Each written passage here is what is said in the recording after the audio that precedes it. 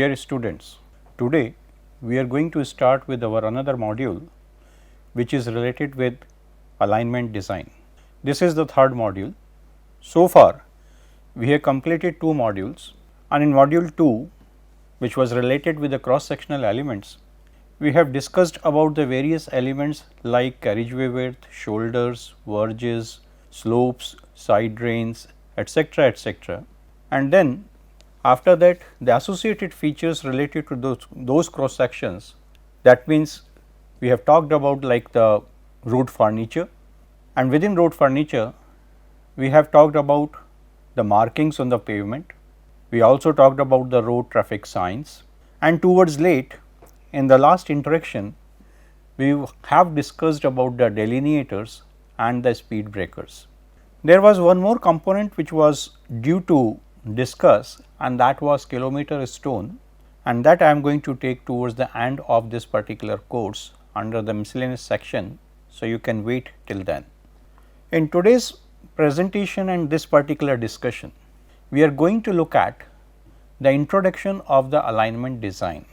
That means, what exactly is the alignment design, what are the broad components of that alignment design, and that is going to create a theme or a flow which we are going to follow in the next probably 5 to 6 hours. So, when we talk about this alignment design means we are interested to fix the profile of the road which is going to be constructed in a particular terrain, and when we are talking about that terrain, then that terrain is also going to be defined by the contours which are there, and within those contours we have to connect the 2 locations or the more than 2 locations which are probably there or which are desired to be connected with each other. So, when I say this and I talk about something like this type of system and say the other side also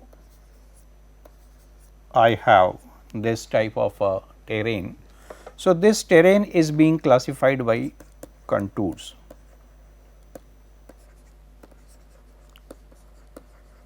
Now, these contours, it may be increasing in elevation, may be in this direction or is in this direction. That means, this may be the lowest point and this may be the high end, or this may also be the high end, and we may be required to connect 2 locations in this particular terrain, which may be say A here and B here. Now, our objective is that how we are going to have a particular line along which now the rest of the development is going to take place in terms of the cross sectional elements. And once they have been taken place, then you have a facility in hand which can be used by different road users. So, one way of doing this is that we are going to just connect them in this particular form as a straight line connecting these 2 locations. And if there is a requirement that there is a location C or there is a location D and these also need to be connected, then probably we may have something like this, and in this form we are going to connect them. Now, when we are looking at all of these things, if we are doing in this particular form, and we can say that say we are going to have a profile something like this, this and this, where at this particular junction or at this particular junction the smooth connectivity is being provided and we are looking at from the top, then we are talking about the plan. And when we are looking at this plan, then this plan is nothing but we are talking about the horizontal alignment of that particular road. But when we look at with respect to these elevations which have been defined by the contours in that particular area, then we may find that the road which we are talking here may not be something like that we are connecting A to B to C and to D, and they are at the same flat level. This may or may not be true. So, if we look at this particular profile, then this may translate that if you are going from A to B, probably you are going a bit down and when you are going from B to C, you are up and down like this at some location, and then when you go from C to D, basically here like okay, we have this is as C and this one as D and this one as B. So, in that case what you found is that you are going probably a bit up again in this. So, that means that sort of an elevation is going to be there in this case. And when we are talking about this, that means we are talking about a vertical alignment. It may happen that when we are talking about these type of two alignments, there is a possibility that we are going from this particular location and go in this way and in this way and then in this way and in this way, and that is where we have a vertical as well as the horizontal alignment, both have been taken care of. And if you do that, then we also need to talk about the coordination of the two alignments, that is horizontal and the vertical alignment. So, it means we are having these particular three things in hand and we have to take care of it. So, if you look at this particular diagram, here what it shows is again, as I said, that you have a contours here, and I am assuming that these contours are increasing in this particular direction in terms of the elevation, and the same may be true when you are talking about in this direction or you are talking about in this direction. So, there are set of values which are there with respect to all of these contours, and mind it, I hope that you understand that what is this contour is. This contour is basically the connectivity of all those points which are having at the same elevation. So, that is the line which it is being depicted here. Now, when I have to go from A to C and I would have tried to connect them straight like this, then there would have been lot of undulations, and as you can see that these contours are quite near to each other in this particular area, that means it is going to be quite steep. So, when I am talking from A to this point D say, then it is something like I am going from A to D in this form, which may not be possible for the vehicles to traverse in this way. And then it may be from D to E may happen that it is more or less on the same elevation, and then it is coming back to C again downwards. So, if this type of elevated profile is there, then this may not be possible for the vehicles to traverse, and we need to find it out at what can be the other possibility. And when we look at this particular set of contours, what we found is that there is a gap wherein the values are increasing from this way or this way. So, we have a gap here,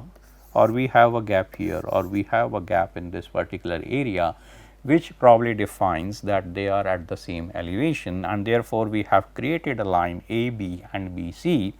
and these lines AB and BC, they are working as the tangents, but at B we cannot have a kink, and that is the reason a curve has been provided here. So, a horizontal curve is coming at this level,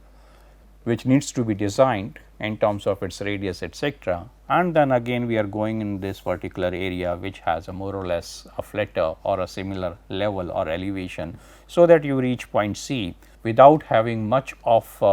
the issues with respect to the performance of a vehicle or traversing this particular road being created. So, we have to look at this horizontal and vertical alignments, and we have to design these particular alignments so that we get a good type of a thing in our hand. Now, if you look at this photograph which is being given at the top corner, what you found is there is a serpentine road being shown, and this serpentine road is basically an outcome of a rugged terrain, and in that rugged terrain we need to identify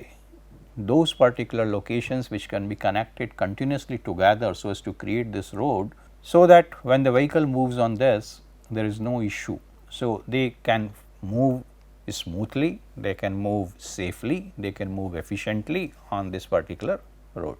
But one more thing which happens is, if you try to look at this particular map, where say I have a location A here and the another is a location B, and these location A and B need to be jointed together, and they have been jointed together by way of different type of road networks which have been shown in this particular map. And what you find is that there is a red color connectivity, there is a black color connectivity, there is a red and a green color connectivity together, and likewise there are number of ways in which you can reach from A to B. Now, the reason why this line is not going completely straight from A to B is that there are number of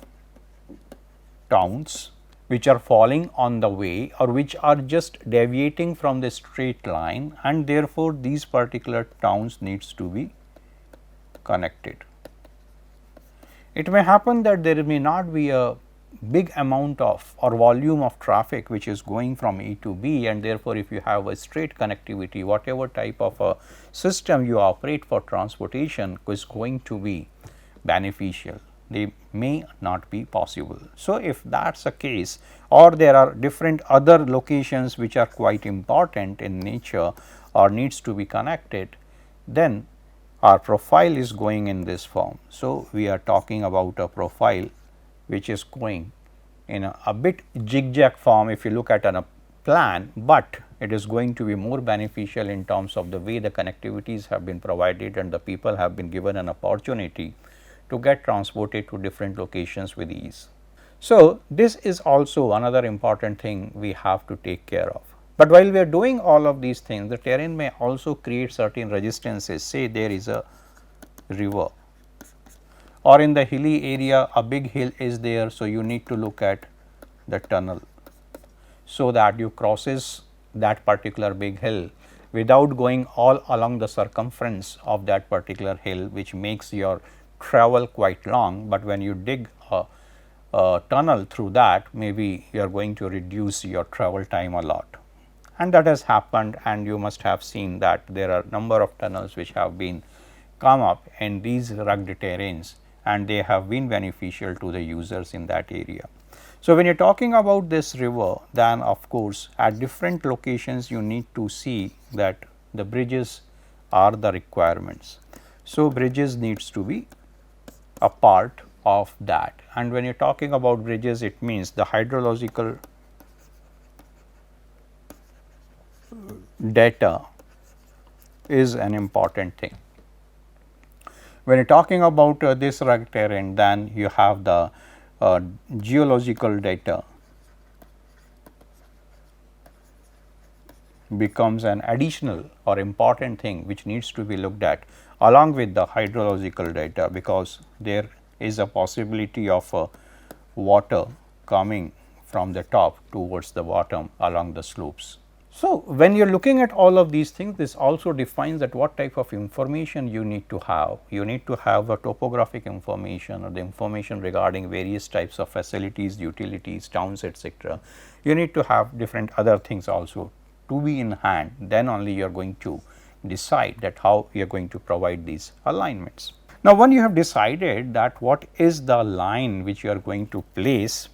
the another important thing is that what are the features you are going to provide along that particular line, and when you do that, it means you are talking about the cross sectional elements.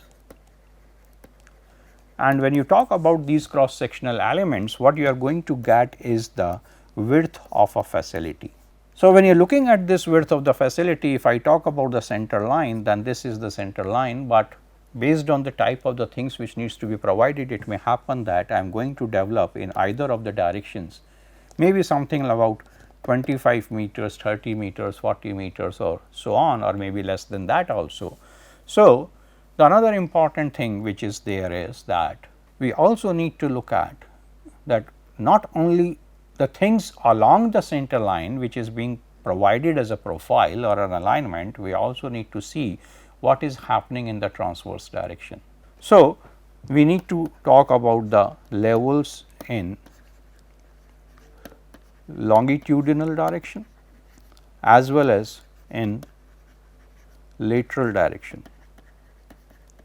and this lateral direction is with respect to the center line and depending on the type of the facility which you have been emphasizing for this particular area, you need to identify whether you are going for 10 meters on either side or 20 meters, 25 meters or 30 meters on either side. And once these levels are there, then that will help you to identify further that is there any requirements with respect to the earthwork to be carried out, and that earthwork is talking in terms of the material, it is talking in terms of the machine, and it is talking in terms of the type of manpower which is required to deal with that. So, they also become the constituent factors which needs to be taken care of. So, when we look at overall the two things, that means you have a horizontal profile and the vertical profile, then they are going to look like in this form. This is a horizontal profile and this is vertical profile of the alignment which we have talked about. So, what you found is that there are different curves which are going to be there, and these curves can be circular, these curves can be transition curves, and you have at different locations these curves are there. So, you need to identify that, you need to identify what are the characteristics and the design elements which are going to be there of those curves. So, they are being shown here, but will not be able to visualize because the size is quite small. And at the same time you have elevations here. So, you have the ground profile and you have the profile of the alignment.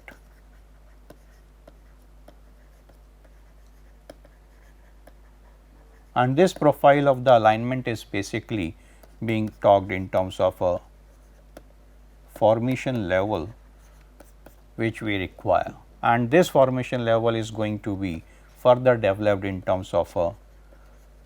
cross section, and it is going to be developed in terms of the pavement which is going to be placed at the top of that. So, these are the things which are associated with all of these, and we are looking at this ground profile and the profile of the alignment, then this defines the earthwork requirements which will be there along the alignment which to be taken care of. So, when we say that we need to look at the cross section, as you can see that this is the center line and we are going to develop it on either of the side of it, and when we are developing it on either of the side, we are going to a certain distance d on this side as well as a distance d up to this one. So, these levels needs to be taken, and the reason that why we are taking these levels is that we are getting it for a ground level, and tomorrow when we are going to develop it, it may happen that it may fall in any of these three cases. So, we have case 1, case 2 and case 3. So, in the case 1, what you found is that the natural ground level is here, but on the basis of the design, on the basis of the requirements, on the basis of the gradients with which the profile has been set, the actual formation level is coming at this particular one, and that is where you have the slope. So, what you have is lot of cutting is going to be there in this area. So, this is a cutting area which will be there. The another case can be that you have a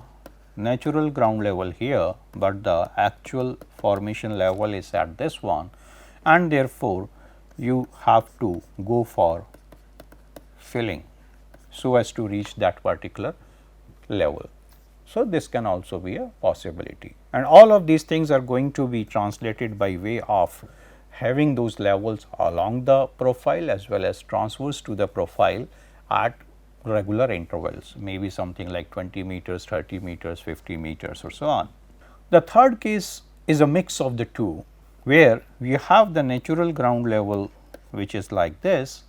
but the profile has been set, and this profile which is an actual formation level is causing cutting at one location and is causing filling at the another location. So, you have cutting here and you have filling here, and when you are trying to find out this particular formation level, the one thing which we are trying to look at is that the amount of cutting, that is C, and the amount of filling, they should be more or less equal to each other. So that whatever is being cut is being placed there as a filling, and you need not to transport a material from outside, and that will reduce the cost of that particular project a lot. So, this is one important aspect which we have to take care of when we are trying to finalize these alignments. Now, when we are looking at this alignment, and when we talked about that there is probably in many of the cases the possibility is not there, so that we are going to connect place A and place B in a direct straight line, then what happens is it results in a curvature, and this curvature is required for the change in direction. And this change in direction is may be governed by terrain, it may be governed by the facilities which needs to be provided, it needs to, or the locations which needs to be connected with each other. There are different reasons due to which this change in direction can be there. So, we may need to look at, as I said previously also, the circular curve, and this circular curve when we are looking here, then what you found is that different elements needs to be designed for that, which we are going to discuss when we will take up the circular curve. So, you may have the length of the curve, you may have the chord of the curve, you may have the tangent length of the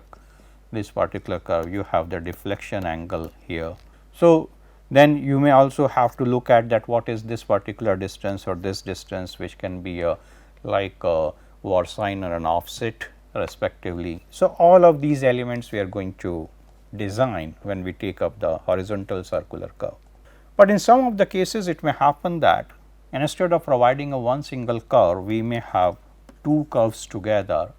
and there is a continuous change of direction which is almost going in something like 180 degree, or it here like if you look at it, it may result in something like 120, 150 degrees. So, that sort of thing if it is happening, it means the curve 1 which is being provided with the radius r1 or a 2 which is provided with the radius r2, in such conditions which are defined as compound curve,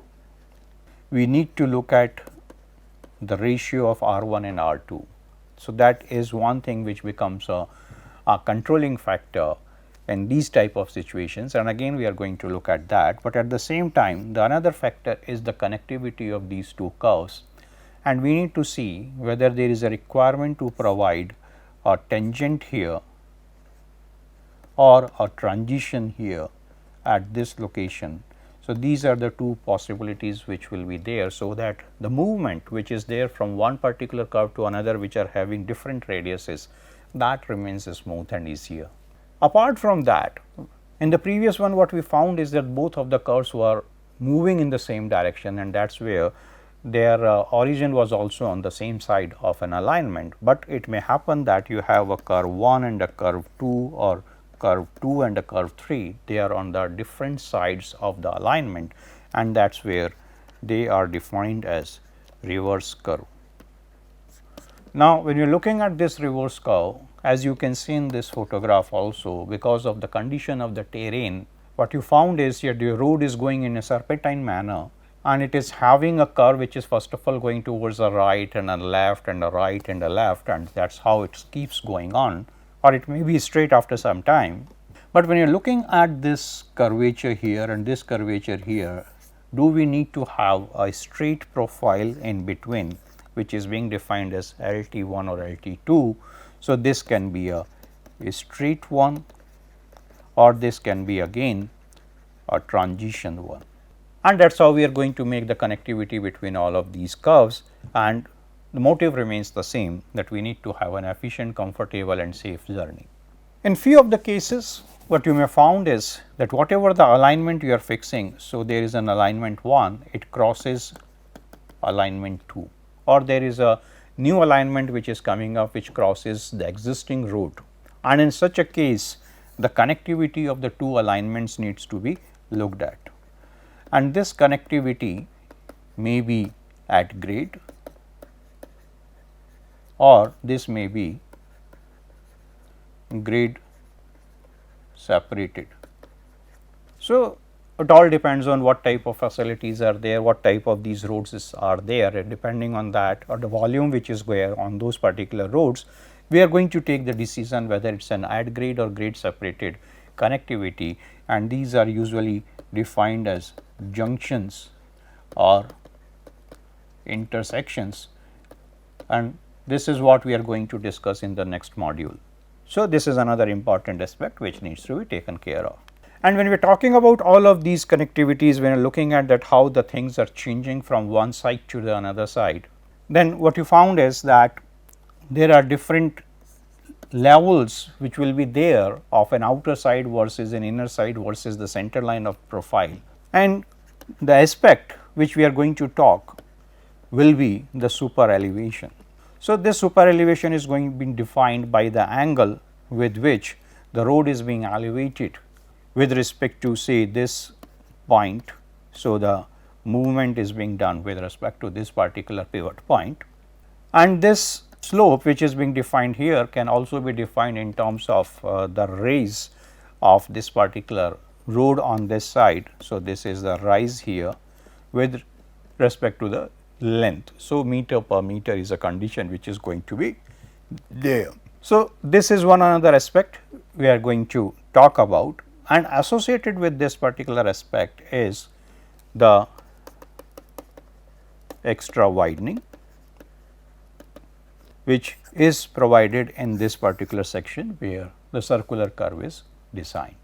And that is what is being shown by the different colors here, that there is certain amount of an extra widening being done, or what you found is at this particular portion on the inner side there is some more land which is being taken, and then we have the different lanes which are having specified width, there is no change in that. So, this is another aspect which is going to be there. So, you have a circular curve, you have a transition curve, you have an extra widening, all of these are the elements which we are going to talk when we will be taking up the horizontal alignment. Now, when we talk about the vertical alignment, then what you found is that you have a ground profile. So, this is a natural ground level, and what we are trying to fix upon is this formation level. Now, when we are looking at this natural ground level and formation level, what you found is that there are steepness in the profile of the natural ground, and if you ask the vehicles to traverse along this, then this is going to be very tedious and may not be possible at all, and we are going to make it easier by way of either cutting like this or by way of filling at certain locations in this form. And when we are doing this, then we are, as I said, that we are trying to see that the cutting is equals to filling, if more or less that is possible or almost possible, then you are saving on the earthwork, but otherwise it is going to be difficult. So, the two things which we have tried to look at is we have tried to make it easier, we have tried to make it in terms of material optimization. So, that is also a thing we are looking at. So, this can also be another aspect we have to see. And when you are talking about these things and when you are looking at that how this road is going on, then we are also talking about the gradients with which this is going on. So, you can say that this is 1 in n is a condition with which the vehicle is going to traverse on this particular alignment. And that is what is being shown in all these different photographs which you have. You can see that in the first photograph a lot of elevation change is there and the vehicle is traversing that, but in another case if we look at, it is not like that, or if you are talking about this particular case, as the road is going ahead there is a gradual change in the elevation. So, it is not going to be a difficult as is otherwise is there in the case number 1 which is being shown at the top. So, different type of gradients are there and we need to talk about those types of gradients which can be provided in different situations, and that becomes one part of the vertical alignment. The another aspect is, as you can see, that if you talk about this particular photograph, there are a lot of ups and downs along the road. And when you talk about these ups and downs, so we can talk in terms of rise and fall, but when these rise and fall they are being connected. So, in that sense what happens is we get vertical curves, and these vertical curves can be of two types. It can be summit curve and a valley curve. So, if you look at here, then this is a summit curve, but if it goes down, it means it is a valley curve being provided here. So, there is a continuous way of doing it, but then this is not a typically good example of providing a vertical alignment, and probably could have been transformed into this type of an alignment where there is a dip, but there are not continuous undulations along the profile, which are going to become difficult for the drivers and the vehicle. So, we should try to aim at this type of thing. This is another case, the hill roads. In the case of hill roads, lot many things may happen. When you found here, so what you have is a hairpin bend. Number of movements are there like this. So, this is a hairpin band condition is there, which has come from the hairpins which the girls or the ladies use in their hair, the long pins. Now, here when you are looking at it, you have to see that at what is the speed with which the vehicles can traverse it, because there is not only an horizontal alignment, but there is also a vertical alignment. So, horizontal plus vertical, both are the things which are happening, and when both of the things are happening, then it increases the resistances, and when these resistances increases, then obviously the speeds are going down, and you have to see that the vehicle should be able to traverse it without losing the complete performance, and they should be able to come at the top of that particular alignment in the hill area which is being provided. So, when we say that we have the horizontal and vertical alignment which are both going to be there at a particular location, then what we need to see is the coordination in those alignments. As you can see here, this is a plan and this is the elevation, say, and you are going in this particular direction. So, what you found is there is a dip, there is a up, there is a dip and up. At the same time, there is a profile which is changing continuously in terms of plan and changing the directions. Now, these two needs to be set together, and the idea behind this, that these two be fused in such a manner that we get something like a perception of flow.